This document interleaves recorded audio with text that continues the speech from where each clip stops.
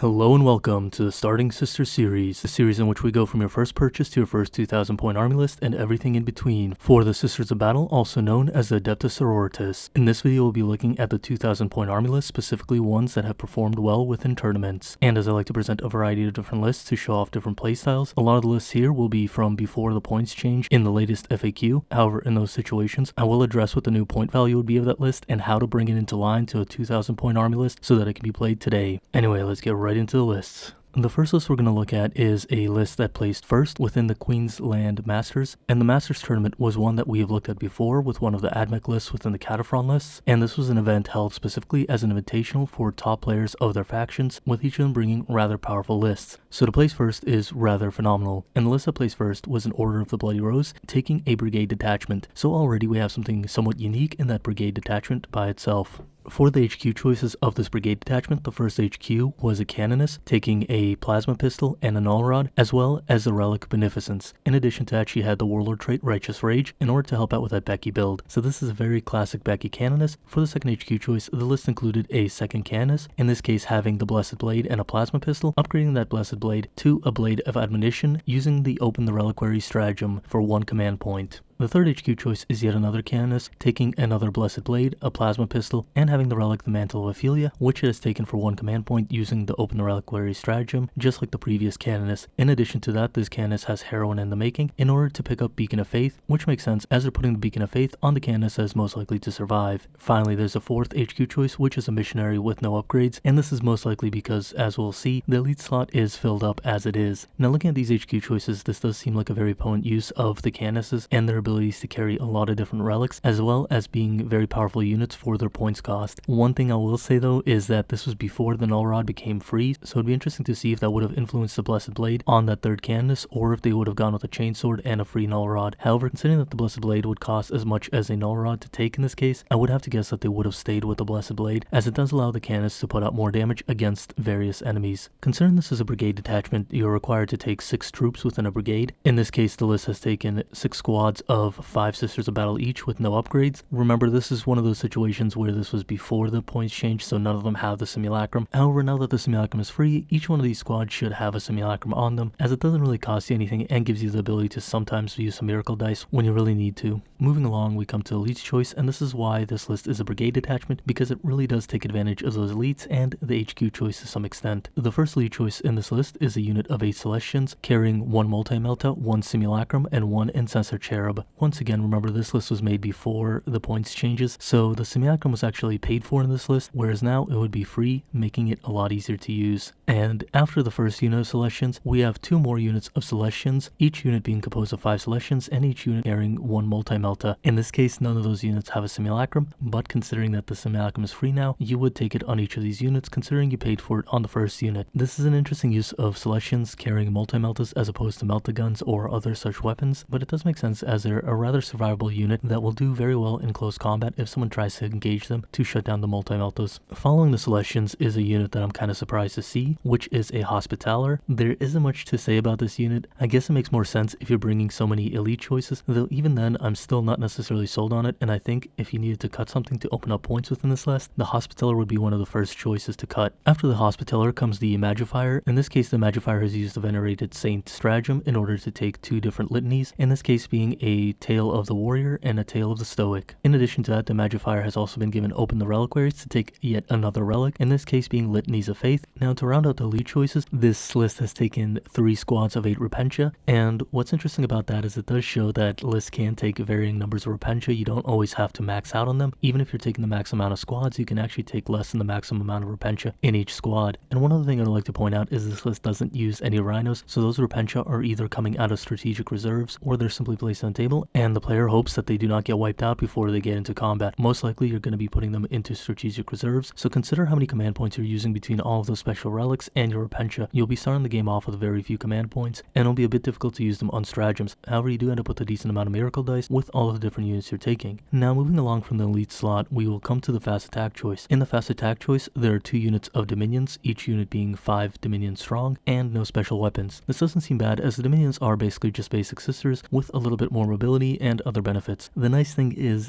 that the Dominions in this case can spread out and start heading towards objectives or specific positions in order to help you control the board, whereas taking normal sisters would save you a tiny bit of points, but it would give you 2 units that are substantially more unimpressive considering how many points you would be saving, which is rather minimal. For the third fast attack choice, the list includes 5 Seraphims with 4 Inferno pistols total. This is a pretty standard pick, and it's a great way of getting some more Melta shots out of Deep Strike. However, once again, you have to use a command point in order to use Deadly Descent, so once again, this is just another strain on those command points that you're already eating into very heavily. Coming to the heavy support slot, we have 2 squads of mortifiers, each squad containing 1 mortifier, and from what I remember, the player who played this list in the tournament said in an interview that the single mortifiers were rather good and were able to hold their own against most things while being deployed to either take an objective or to take an objective back from an enemy who used some kind of objective goon in order to hold the objective somewhere in the corner of the table. An individual mortifier was able to put out enough damage to clear off most of the small squads used to simply hold objectives. In addition to that, the mortifiers were able to perform a lot of work as a whole, even when they weren't just taking objectives, as even a single mortifier is a rather impressive threat. Now, there are 3 more heavy support slots within this list that have been taken, in this case being 3 units of 5 Retributors, each unit having 2 Multi-Meltas, 2 Armarium Cherubs, and a Combi Flamer on the Retributor Superior. In this case, the Combi Flamer allows them to access the Holy Trinity special stratagem as they need to. One thing I'll say that's kind of interesting is that they spread out the Multi-Meltas onto both the Retributors and the Celestians instead of just putting all of the Multi-Meltas on the Retributors. I suppose this is one way to keep the Multi-Meltas a little bit safer and spread out the ability to shoot at different targets, while also giving the Hospitaller a little bit more ability to bring back a powerful unit. With that being said, it might have been better to put the Multi-Meltas on the Retributors to allow the Celestians to move across the board and function as more of a threat, though all things considered this list did perform very well, so I can't criticize it on that end too much, and it just comes down to a matter of preference with how you would like to use those Celestians within the list. Now, this list was a pre-points change list, and as a result, if you built it today, it would come out to 2,035 points as opposed to 2,000 points. This is really easy to solve, as you can drop the Celestian squad of 8 down to a Celestian squad of 5, and as such, the list would cost 1,999 points, putting you right underneath that 2,000 point mark without changing the list significantly and retaining essentially the same form with just a slightly smaller Celestian squad. More so, as mentioned before, many of the units don't have simulacrums as a result of this being prior to that point FAQ, and as such you can put simulacrums on all of those units, giving you a lot more ability to go a little further with how you use your miracle dice. And as you can see in this list, even before the points reduction, the simulacrum was good enough to be taken in some situations, so now that it's free, it does increase the power level of this list to some extent. One other thing to consider is that you can cut the Hospitaller instead of the Celestians, or cut the Hospitaller and take Stormbolters on the Dominions as well as an extra Celestian, instead of including the full 8 Celestians. That being said, the list already eats up a lot of command points with the different relics and the strategic reserves, considering you're not using any Rhinos for those Repentia, which makes the Blessed Bolts a bit more tricky to use considering how hungry you're going to be for command points already, so it might not be the best idea to include Stormbolters, and if you like the Hospitaller model, this is definitely a good excuse to use it.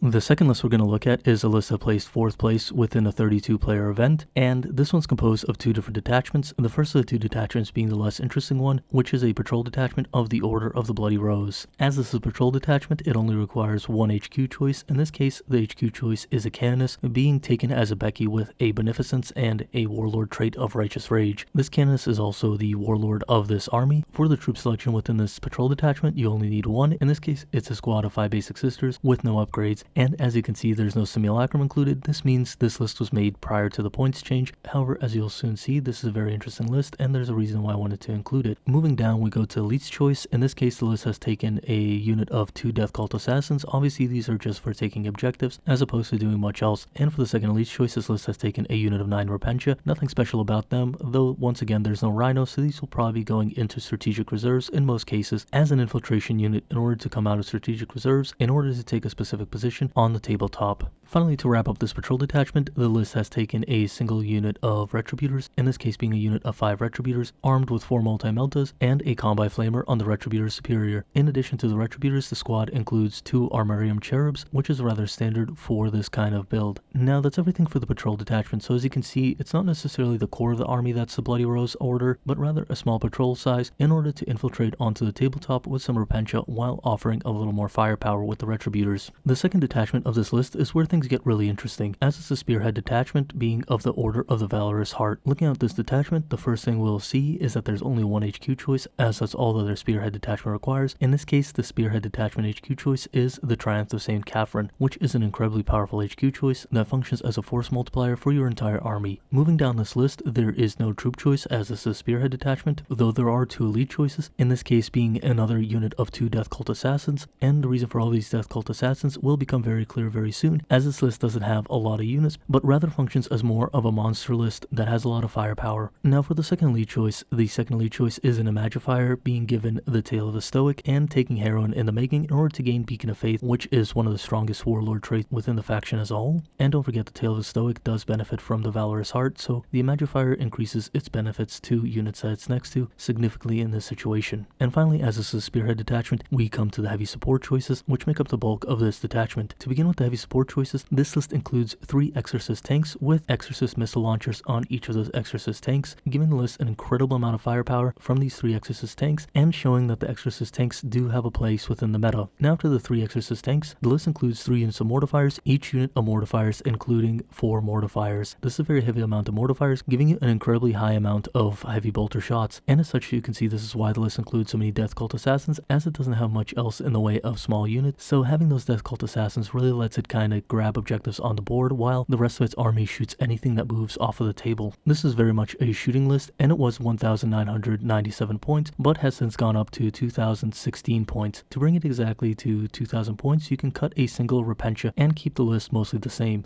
That being said, you can now take Simulacrums and a Null Rod for free, which gives the list a bit more power all around. It's nice to see that the points change in the FAQ hasn't really hurt how lists are built for the sisters based on what we've seen with these 2 lists, but rather slightly softened some of the power units to be more in line with the rest of the army, in this case giving you more variety and more options in terms of how you play the sisters of battle as a whole. This list will struggle a bit with opponents that can control your board presence, but the firepower it has is rather intense, and the mortifiers make for great aggressive units in some games while also being fantastic screening units for those 3 Exorcist tanks. The Death Cult Assassins also shine as they can meddle with objectives in hard to reach places while the firepower holds the enemy back, and that's something to think about when approaching Gunline style of play, because it's not gone as a playstyle as a whole in 9th edition, rather it needs some units like the Assassins and the Repentia in cases like this to come out of reserves and take objectives while the rest of the army focuses on shooting down your opponent. These cheaper units like the Death Cult Assassins and powerful units like the Repentia really allow the gunline to be as effective as it was in this situation, whereas other armies that try to go full gunline don't have as easy of a time because they don't have this ability to be very flexible on the board. One final major thing to consider is that the player used While We Stand We Fight to make this list score secondaries, as the Triumph and the Exorcist were both individual models with the highest points value prior to the change of the FAQ. Now that the secondary has changed from being the highest costed model to the highest costed unit, this makes the mortifiers the highest costing unit within this army list, and that makes it a little more awkward in order to take that secondary objective. That being said, if you drop a mortifier in each squad, you can still go back to the original list ideology and then take a unit of penitent engines or something of the sort to fill a similar role without changing the ideology behind this list. As such, even with a significant change, it shows that you can be very creative with how you solve certain problems in order to allow certain lists to play how they used to play, as can be seen with a list like this.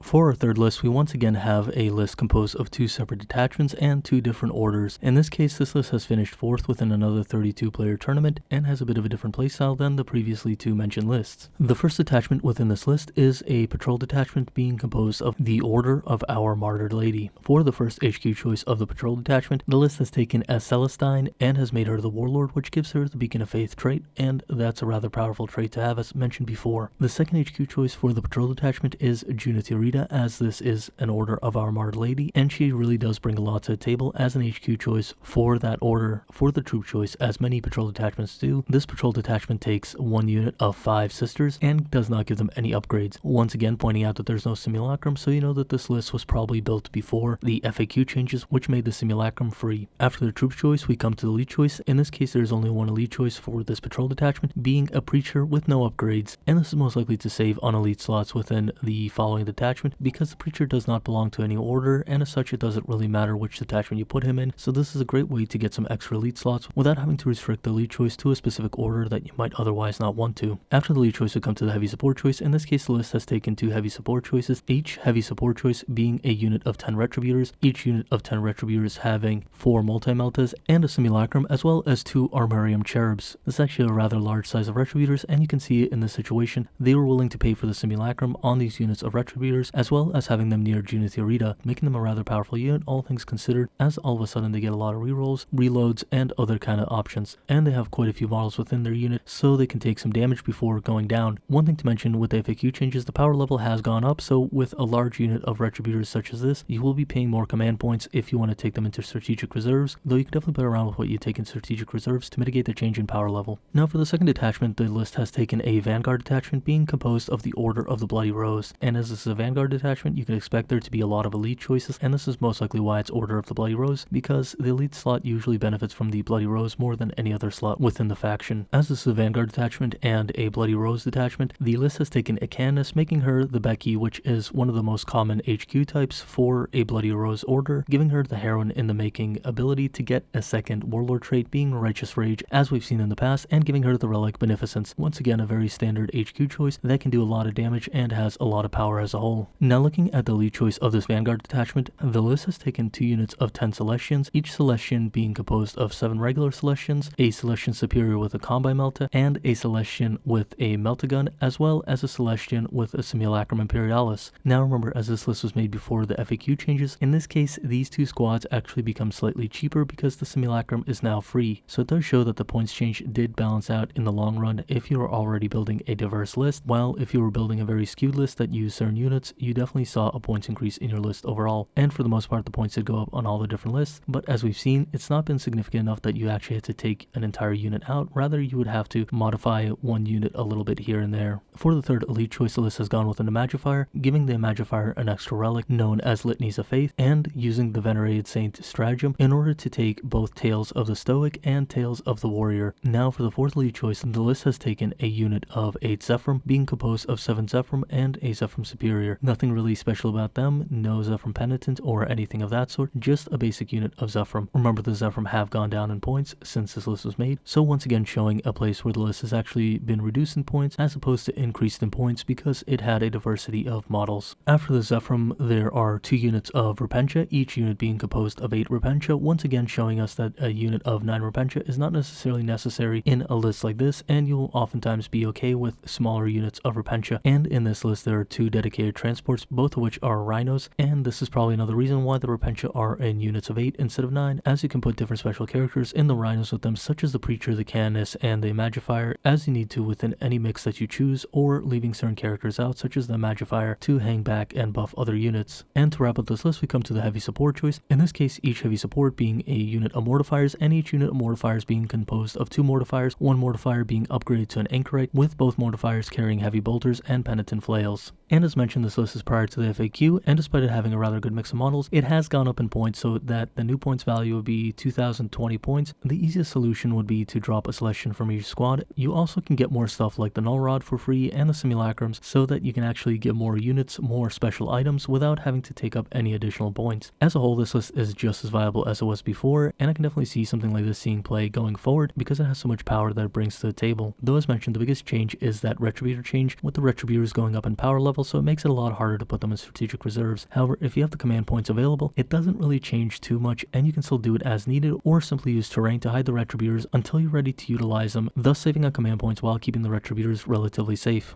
Coming to the fourth and final list, this list is actually one that has come out after the FAQ change, so the points value have not changed and there's no modification needed to make to this list. The most interesting thing about this list is it's a battalion detachment composed of the Order of the Valorous Heart, and it has no other detachments, so that means there's no Bloody Rose or anything of that sort within this list. And I should mention that this list came in 4th place within a 30-player tournament. Now, as this is a battalion detachment, requires at least 2 HQ choices. In this case, the list has taken a Canoness as its first HQ choice, giving her the Blessed Blade, an Inferno Pistol, and making her the Warlord by giving her the Warlord trait Beacon of Faith. This is a rather standard loadout, however I'm surprised they did not opt to go with a Chainsword with the Freedom Null Rod to save some points and give her a little bit more survivability, though as we'll see this list has a lot of surprises. Now for the second HQ choice, the HQ choice is the Triumph of St. Catherine, once again being an incredibly powerful force multiplier that is incredibly hard to remove and being rather powerful overall. For troop choices, the list has to take at least 3 of them, being a battalion detachment. Now unlike most lists where they just take a basic unit of 5 Sisters of Battle, this list actually goes a little bit into depth with all of their Sisters of Battle squads, and the first squad is a unit of 10 Sisters of Battle being composed of 6 regular sisters, a sister superior, and a battle sister with a simulacrum, which is now free. Now in addition to that, the squad includes a Sister of Battle with a multi-melta and a Sister of Battle with a stormbolter. That's rather interesting, especially when you realize that the second squad is a duplicate of the first squad, so it does show that there is potential of taking special weapons on the Sisters of Battle, though in this case I think it's mostly because of the limitation of other slots, but not necessarily because someone would take them if they had access to other units that could carry these weapons. To wrap up the troop choice, the third troop choice is a unit of 5 Sisters of Battle with 2 regular sisters, 2 sisters with stormbolters, and a sister superior. I'm surprised they didn't take a simulacrum on this squad as well. Maybe it was just a matter of model limitation where they just didn't have another Sister of Battle with a simulacrum to put in the squad. That would make sense, and I can see why they would do it, because sometimes you just run out of models, but if given the opportunity I would have made one of those basic sisters carry a simulacrum if possible. Moving along to elites, the first elite choice is an Imagifier who has the relic book of St. Lucius and Tales of the Stoic. In addition to that, the Imagifier was given Heroine in the Making and has been given the Indomitable Belief ability. This gives her the ability to really buff the units around her, making them a lot more survivable with the Invulnerable Save buff as well as the armor penetration mitigation in some situations. The second elite choice is a Preacher with no upgrades as he doesn't really have any. Now after the Preacher there is an elite pick of 5 Zephyrim. In this case the Zephyrim Superior has been given a Zephyrim Penitent and the Zephyrim are not upgraded otherwise. And the Zephyrim are a decent unit, but I'm surprised to see them in such a small quantity as normally we see them in larger squad sizes when they do make an appearance. However, being able to come out of Deep Strike and provide a reroll to charges as well as being a very mobile unit, I can definitely see there being reasons for why you would take them in smaller squads instead of larger ones as in this case.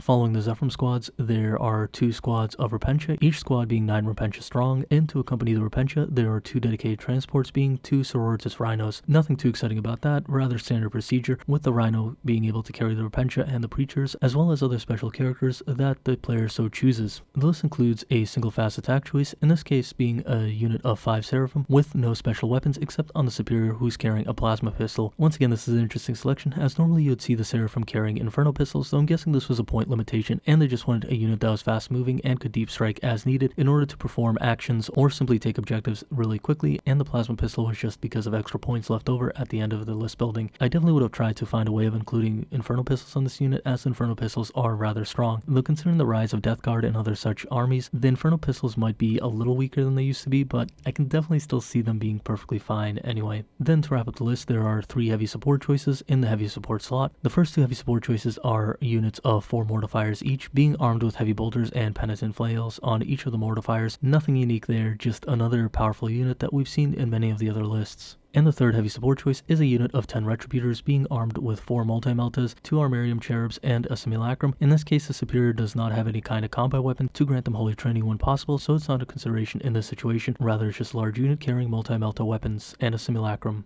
So as you can see, it's a rather surprising list to see the special weapons that are carried on the basic sisters, and it would be cool to see more of that going into the future, but considering you can take selections for just 1 point more that are a lot better than basic sisters, usually you're going to be taking them with the special weapons as opposed to the basic sisters. I can definitely see going into the future there being more multi-meltas on units that aren't Retributors, simply because of the points increase of the Retributors. However, we can clearly see that even in this case where the points change of the Retributors has happened already, the list has taken a unit of 10 Retributors even though only 4 of them can carry special weapons. So as mentioned before, it shows that the points changes in the FAQ hasn't really changed how you play Sisters of Battle, but rather has brought the power level to somewhere where it should be without destroying the units that have been changing points, and that's a very positive thing to see. Anyway, with that being said, this wraps up the Sisters of Battle series, considering we've now looked at the 2000 point army list. However, I'm sure we'll be revisiting the Sisters of Battle sooner than later, considering that we've seen several units previewed at this point, and there might be a new codex on the horizon. In any case, once we see what those units do and how many points they cost, I'll definitely be covering them in the future and adding on to the series, if not making a whole new series, to cover a brand new codex in order to have an up-to-date guide. And as always, if you've enjoyed the content, please like and subscribe, as well as share the videos, as it does help the channel out, as well as help other players out to learn about the different armies, as well as how to play them and how to build them. And as always, thank you for watching, and thank you to my patrons for the continued support. You're all really awesome people, and have a great day. Until next time, see you then. Bye.